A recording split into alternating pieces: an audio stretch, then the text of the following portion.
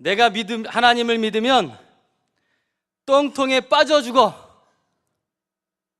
그건 저 얘기가 아닙니다.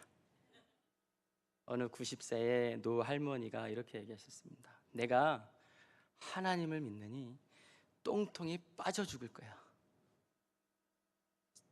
지난주 수요일에 병원에 전도팀과 함께 신방과 전도를 했을 때 한 90세 할머니에게 복음을 전했는데 할머니가 이렇게 얘기했습니다. 내가 젊었을 때 내 자녀, 손주 다 교회 다니고 나 혼자 교회를 안 다니고 지금까지 버텼는데 내가 그때 맨날 이렇게 얘기했거든. 내가 하나님을 믿으면 똥통에 빠져 죽을 거야. 그런데 이 할머니가 하나님을 믿었습니다.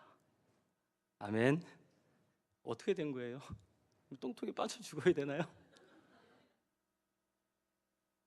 그 지난 90년 세월에 암울했던 수많은 짐을 짊어지고 하나님을 믿는 내가 똥통에 빠져 죽으리라는 이 강한 인간의 확신 속에 살았던 이 할머니가 하나님의 이 예수님의 그 십자가 복음 앞에 한순간에 변화되고 무너지는 것을 봤습니다. 여러분, 사람의 의지는 연약합니다. 하나님의 말씀 앞에, 십자가 앞에 이길 것이 없습니다. 저는 그 장면을 보고 우리 할머니의 손을 꼭 붙잡고 퇴원하시면 오늘의 교회 나오세요. 세상 것은 다 지나가고 내가 붙들고 있는 나 의지조차 다 무너지고 남는 것은 오직 하나님의 말씀뿐입니다. 하나님과 어떻게 비교할 수 있을까요? 세상의 어떤 것, 그리고 하나님을 우리가 어떤 분으로 규정을 할 수 있을까? 우리가 하나님 어떤 분, 이런 분 이야기는 할 수 있지만 그러나 하나님에 대한 우리의 믿음과 확신이 흔들리면 우리의 삶은 결코 변화되지 않습니다. 그래서 의심을 갖고 늘 의심 속에서 살아가는 삶을 살아가죠. 24세기의 한 프랑스 수도사는 당나귀 우화를 통해서 믿음의 삶을 진단하도록 이런 이야기를 했습니다. 한 당나귀가 있었는데 두 구루터기가 멀찌감치 떨어져 있었습니다. 그 가운데 정중앙에 당나귀가 딱 서 있었죠. 그래서 이 양쪽을 본 이 당나귀 눈에는 두 구루터기가 너무 먹음직해 보였습니다. 그래서 당나귀는 양쪽을 번갈아 보고 이쪽 보고 저쪽 보고 어떤 게 더 맛있을까 쳐다만 보고 머뭇머뭇거리기를 반복하다가 결국 죽었다. 우화를 이야기한 한 수도사의 이야기입니다. 이쪽을 가야 할 것인가 이쪽을 가야 될 것인가 명확한 믿음의 확신이 없기 때문에 이것도 좋은 것 같고 저것도 좋은 것 같고 그 중간에서 망설이다가 인생을 망치는, 우리 안에 하나님을 향한 확실한 믿음과 하나님에 대한 우리의 삶의 고백이 없으면 그 중간에서 우리는 의심 속에서 우왕좌왕하며 살아갈 수 있다는 것이죠. 오늘 본문 속에 이 이사야서 40장의 말씀에는 우리가 읽었던 본문의 중심되는 내용은 질문 형식으로 의문문으로 말씀하고 있습니다. 18절과 25절의 말씀이 오늘 전체 이 40장을 끌고 가는 일관된 질문인데요. 함께 읽어보겠습니다. 18절 먼저 읽겠습니다. 40장 18절입니다. 그런즉 너희가 하나님을 누구와 같다 하겠으며 무슨 형상을 그에게 비기겠느냐. 25절을 같이 읽어보겠습니다. 거룩하신 이가 이르시되 그런즉 너희가 나를 누구에게 비교하여 나를 그와 동등하게 하겠느냐 하시니라. 18절은 이사야 선지자가 이야기한 것이고 25절은 하나님께서 말씀하신 질문입니다. 의문문이죠. 세상의 무엇과 하나님을 비교할 수 있을까? 이런 질문을 던지면서 그 답을 찾아가는 오늘 40장의 전체적인 내용을 우리가 한번 살펴보려고 합니다. 오늘 본문의 배경을 한번 생각해 보려고 합니다. 이스라엘 백성들이 지금 놓여있는 상황은 그리 녹록하지 않았습니다. 어쩌보면 녹록하기라기보다는 아주 처참한 현실 속에 살아가고 있는 이스라엘 백성들이었습니다. 왜냐하면 바벨론 포로 생활을 이들이 지내면서 매우 지칠 대로 지쳤고 이제는 이들의 마음속에 불평과 분노로 가득 차 있었기 때문이죠. 그래서 6절에 보면 이사야가 이렇게 얘기하는 것이지만 내가 무엇이라 외치리이까, 무엇이라 말을 해야 될지도 모르는 그런 상황을 설명하고 있고, 또 27절에 이런 지금의 상황, 이스라엘 백성들의 상황을 잘 말씀해 주고 있는데 27절입니다. 우리 함께 27절 함께 읽겠습니다. 야곱아 어찌하여 내가 말하며 이스라엘아 내가 이르기를 내 길은 여호와께 숨겨졌으며 내 송사는 내 하나님에게서 벗어난다 하느냐. 내가 어찌하여 불평하며 이스라엘아 내가 어찌하여 불만을 토로하느냐. 어찌하여 주님께서는 나의 사정을 모르시고 하나님께서는 나의 정당한 권리를 지켜주시지 않는다 하느냐. 이렇게 이스라엘 백성들이 지금 불만을 토로하고 있다는 거죠. 여전히 자신들의 삶은 포로 생활을 면치 못하고 있고 이제 이스라엘 백성들의 미래에 대한 소망이 전혀 없는 절망 속에서 하루하루 살아가는 것이 이들의 현실이었습니다. 그래서 이들은 심각한 의문을 갖게 된 것이죠. 하나님이 어디 계시냐는 거죠. 하나님은 내 사정도 전혀 모르시는 것 같고, 하나님은 그냥 나를 이렇게 내버려 두시는 것 같고, 하나님 정말 이렇게 버리시는 건가요? 라고 그렇게 질문하고 있는 이스라엘 백성들의 상태를 오늘 보면 얘기해 주고 있는 겁니다. 나에게 더 이상 하나님은 관심이 없으신 거 아니냐? 이렇게 이스라엘 백성들이 이야기를 하고 있었던 것을 보여주죠. 정말 이들의 마음은 답답한 심정이었습니다. 이럴 때 이러한 불평과 분노를 하나님이 다 알고 계시고 보고 계셔서 이사야서 40장에 와서 이들에게 새로운 희망과 소망의 메시지를 전하고 있습니다. 이사야서 39장까지는 이스라엘 백성들의 죄로 인한 심판의 메시지를 이사야가 역사적인 여러 가지 사건들을 통해서 증거했고 전했고 선포했는데, 이제는 40장부터는 이스라엘 백성들에게 소망과 희망의 메시지를 전해주고 있는 것이 40장의 본문입니다. 성도 여러분, 우리에게도 혹 이스라엘 백성들이 갖고 있었던 이런 힘겨운 불만과 또는 어려운 심각한 의문을 갖고 살아갈 때가 있지 않습니까? 절망적인 상황에서 마음 한구석에 하나님 정말 나를 버리셨나? 그냥 이렇게 내버려 두는 것으로 끝나는 것인가? 하나님 어디 계시나? 하나님 정말 살아계시나? 절망적인 심정, 이스라엘 백성들의 마음이었습니다. 그런 이스라엘 백성들이 오늘 이야기를 하는 겁니다. 40장은 세 단락으로 구분되어 있습니다. 11절까지, 그리고 12절에서 26절, 그리고 결론 31절까지의 말씀입니다. 첫 번째 11절까지 말씀은 이런 이스라엘 백성들을 향해서, 절망 속에 있는 이스라엘 백성들을 향해서 희망, 소망의 메시지를 전하는데, 그것은 하나님의 말씀은 영원히 서리라 라고 오늘 11절까지 말씀에서 이야기합니다. 이스라엘 백성들의 바벨론 포로의 이 시련은 하나님의 심판의 분명한 결과였습니다. 그러나 이사야 선지자를 통해서 하나님의 심판을 선포했고, 그리고 이들의 시련이 굉장히 참담해 보였지만, 그러나 이제 다시 이 이사야 선지자를 통해서 하나님은 위로와 회복을 선포하시고, 그리고 그 회복이 반드시 일어날 것이라고 11절까지 말씀에서 이야기하는 것이죠. 선언합니다. 지금까지 이스라엘 백성들은 자신의 죄로 인해서 이제는 내 죄 때문에 하나님 앞에 이런 심판을 받는 것이다, 이제는 다 모든 것을 잃어버렸다, 이제는 다 끝이다, 하나님이 이전에 약속하셨던 모든 약속 다 이제 물거품이다 라고 생각하며 살아가는 이스라엘 백성들에게 하나님이 이제 소망의 메시지를 전하고 있는 거예요. 이들에게 선포되었던 하나님의 말씀은 이스라엘 백성들이 죄를 깨닫고 다시 돌아오기를 바라시는 하나님의 간절한 마음이 바벨론 포로 생활에 담겨져 있었습니다. 그것은 그냥 심판으로 끝나가는 것이 아니었습니다. 이들을 향한 하나님의 계획은 절망에서 소망으로 바꿔주는 하나님의 말씀으로 이스라엘 백성들에게 이야기하죠. 하나님은 소망 없이 살아가는 이스라엘 백성들에게 오늘 이렇게 약속합니다. 4절 5절입니다. 모든 계곡은 메우고 산과 언덕은 깎아내리고 거친 길은 평탄하고 험한 곳은 평지가 될 것이다.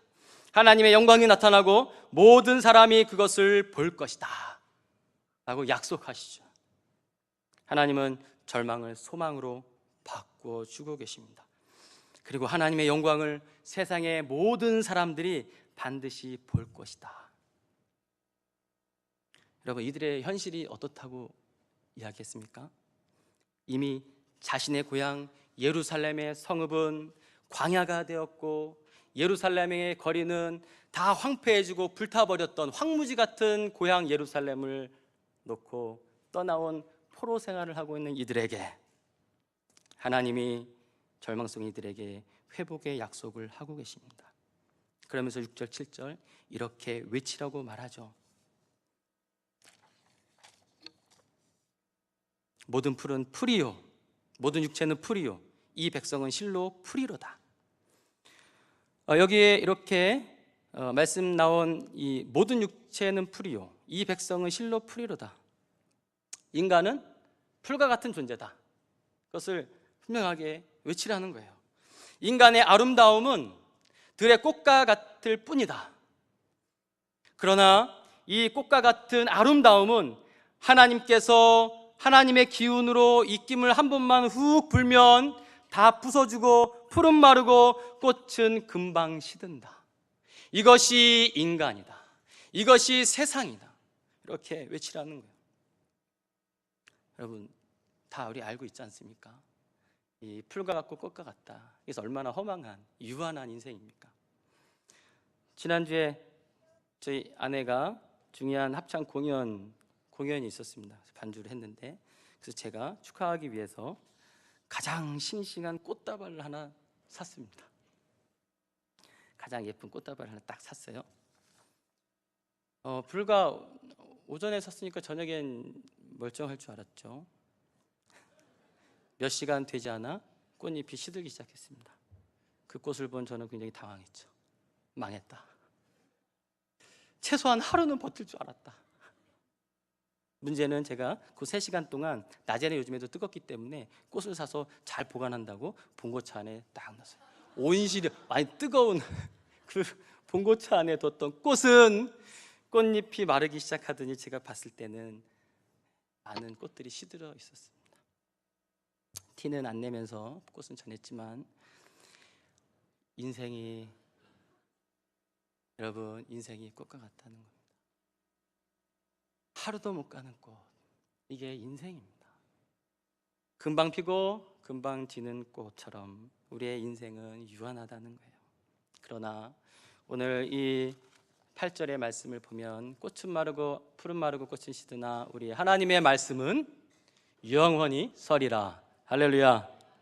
여기서 서리라다는 말은 무언가를 확고하게 지탱하고 지지하는 이 히브리어 원 그 동사의 뜻을 갖고 있습니다. 강하게 지지하고 있는 자세를 말하는 것이죠. 다시 말해 이 영원히 선다는 것은 어떤 방해와 장애물이 놓여 있어도 아무리 강한 악한 세력이 앞에 있어도 하나님의 말씀은 결코 넘어지지 않고 견고하게 서 있을 것이다. 이 하나님의 말씀이라는 겁니다. 이 말씀을 신약에 가면 베드로가 가장 큰 기쁜 소식을 전하면서 인용했던 본문이 오늘 본문이에요. 베드로전서 1장 24절 25절에 그러므로 모든 육체는 풀과 같고 그 모든 영광은 풀의 꽃과 같으니 풀은 마르고 꽃은 떨어지되 오직 주의 말씀은 세세토록 있도다. 베드로가 오늘의 이사야의 말씀을 인용해서 선포했던 겁니다. 항상 살아있고 늘 함께 하시는 하나님의 말씀은 썩지 아니할 씨임을 분명히 보여주는 베드로의 말씀이죠. 인간 세상에는 하나님을 대신한 그 어떤 것도 존재하지 않습니다. 하나님 아닌 다른 것에 영원한 희망과 소망이 없다는 것이죠. 영원한 것이 없는 이 땅에 영원한 것이 있는데 그것은 하나님의 말씀입니다.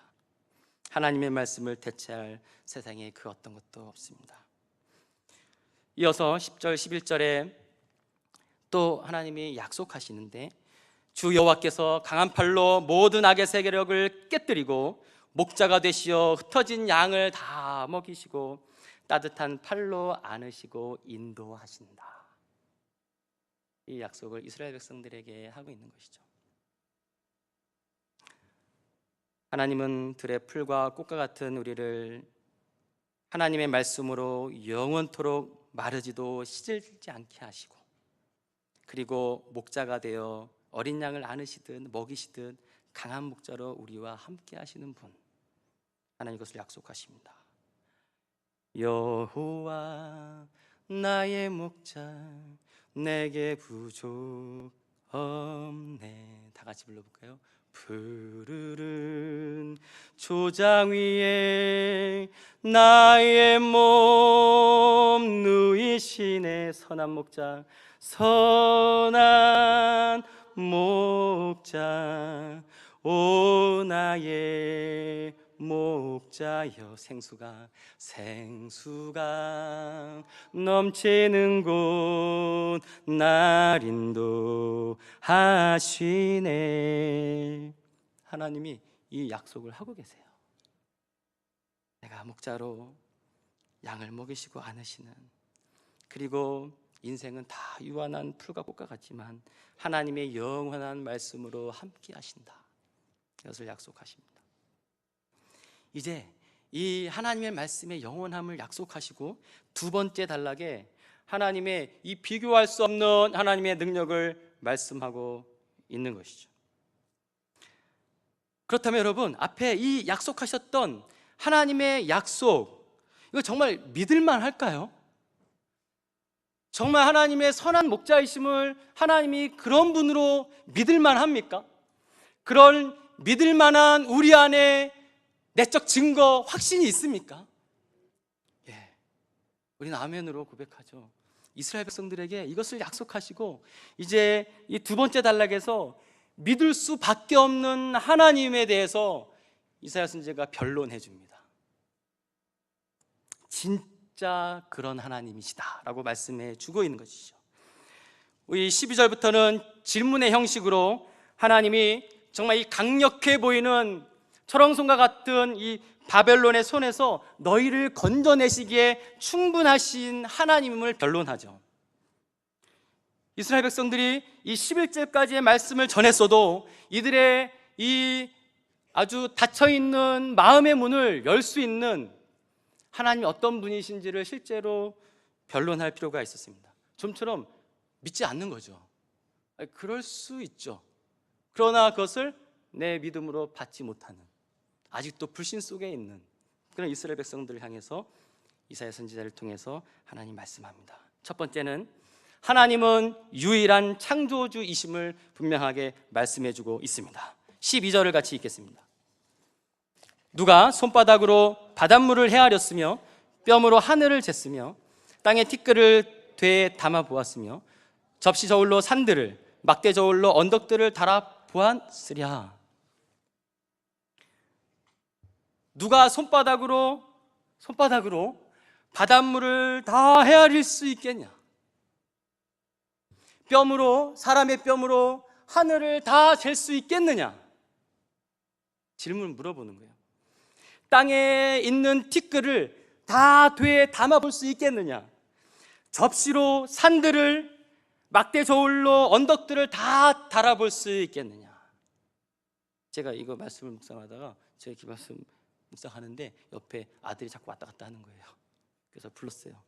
야, 너 손바닥으로 바닷물을 다 퍼낼 수 있니? 너 뼘으로 저기 있는 하늘을 다 재볼 수 있겠니? 얘가 막 이렇게 안 되죠. 있을 수 없는 일입니다. 못합니다. 이것은 불가능합니다. 여러분, 온 세상 여기 열려 있는데요, 저 넓은 큰 산의 나뭇잎을 이 좋은 날씨 속에 아름다운 단풍으로 사람이 물을 들일 수가 있어요? 도저히 불가능한 일이에요. 제가 이번 주에 우리 13남존대 어르신들을 식사하고 모시고 의암호를 이렇게 또 이렇게 드라이브를 했습니다. 보시고 우리 13남전도에 우리 어르신들 평균 나이 80세. 근데요, 이 의암호를 쫙 두는데 이 펼쳐진 그 사막산 주변에 펼쳐진 아름다운 단풍의 산들을 보면서 우리 어르신들의 얼굴이 이렇게 환하게 폈어요. 이야, 너무 아름답다. 여러분, 사람이 그렇게 가능합니까? 불가능한 일입니다. 불가능한 일. 13, 14절에 또 이렇게 얘기합니다. 누가 주의 영을 헤아려 볼 수 있겠는가? 주님의 누가 좋은 자로 가르칠 수 있겠는가? 누가 주님과 의논해서 누가 지식을 가르치고 슬기로운 처세술을 하나님께 가르쳐 줄 수 있겠느냐? 21절에 태초에 땅과 하늘과 별을 누가 만들었느냐? 땅의 기초는 어떻게 세워졌느냐? 하나님은 이 모든 것을 가능케 하시는 유일하신 창조주 하나님, 그것을 말씀해 주고 있는 거예요. 어느 누구도 이 진리 앞에 거부할 수 없는 이 엄연한 하나님의 그 창조의 권능 앞에 인정할 수밖에 없는 그 하나님, 창조주 하나님. 첫 번째 말씀합니다. 두 번째는 하나님은 열방의 통치자임을 말씀해 주고 있죠.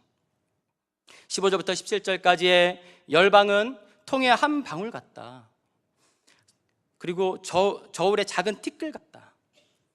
이것은 외세에 대한 강한 두려움과 떨림 속에 있었던 이스라엘 백성들, 바벨론을 바라보면서 두려워하고 있었던 이스라엘 백성들에게 열방은 통의 한 방울 같다. 열방은 저울의 작은 티 같다. 바벨론이 하나님 앞에 아무것도 아니라는 거죠. 아무것도 아니라는 거죠. 섬들은 떠오르는 먼지 같다. 그리고 이 레바논 땔감에도 부족하고 16절에 이렇게 말씀하는데, 레바논은 그때 당시에 나무와 숲이 가장 무성하고 풍부한 자원이었습니다. 그래서 사람들이 레바논을 볼 땐 세상에서 가장 풍부한 곳, 그렇게 생각했던 게 레바논이에요. 그러나 레바논조차도 하나님 앞에 드릴 제물을 충당할 수 없는 아주 미약한 레바논이다. 이렇게 이야기를 하는 거예요. 하나님은 이 모든 세상 열방의 통치자이심을 말씀해 주고 있죠. 그렇다면 여러분, 이 창조주 통치자이신, 세상의 통치자이신 하나님과 세상의 어떤 것과 비교할 수 있습니까? 오늘 말씀이 얘기해주고 있는 거예요. 이스라엘 백성들에게 누구와 어떤 형상이 하나님과 비교할 수 있을까? 25절 한번 같이 읽어보겠습니다. 25절입니다. 거룩하신 이가 이르시되 그런즉 너희가 나를 누구에게 비교하여 나를 그와 동등하게 하겠느냐? 하나님 말씀하는 거예요. 자, 그런즉 너희는 나를 누구와 비교할 수 있겠냐? 비교할 존재가 세상에 있냐? 나를 그와 동등하게 할 어떤 존재가 있느냐?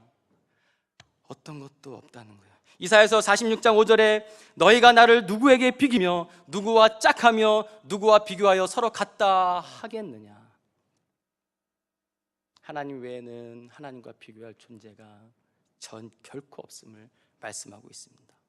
그래서 계속 이야기하는 거예요. 우상은 대장장이가 우상을 만들어 도금장이가 칠을 하죠. 그런데 이 칠할 돈, 금도금을 할 수 없으면, 돈이 없으면 나무로 우상을 깎아 만듭니다, 사람들이. 그래서 우상을 만들 때 아주 좋은 숙련된 기술자를 통해서 이 우상이 넘어지지 않도록 노심초사 우상을 잘 깎아 만듭니다. 이것이 세상 사람들이 하는 우상을 만드는 작업이에요.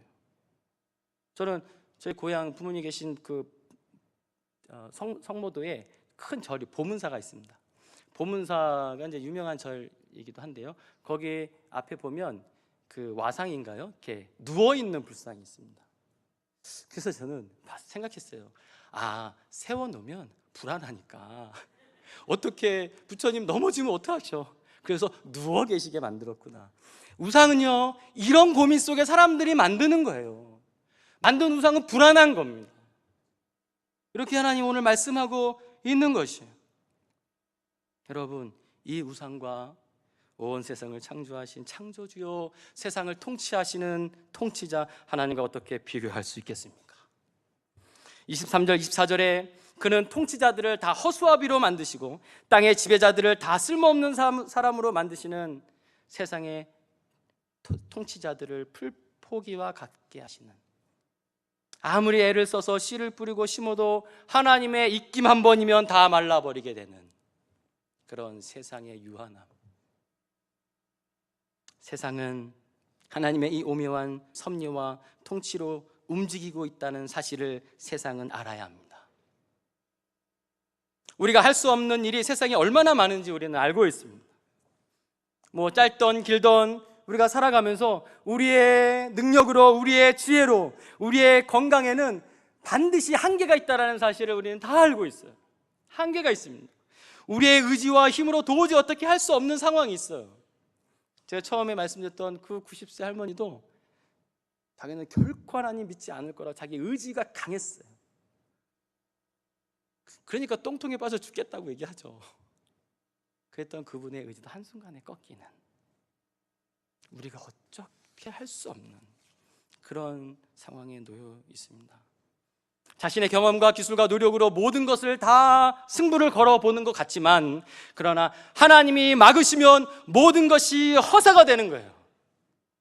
이게 하나님의 능력입니다.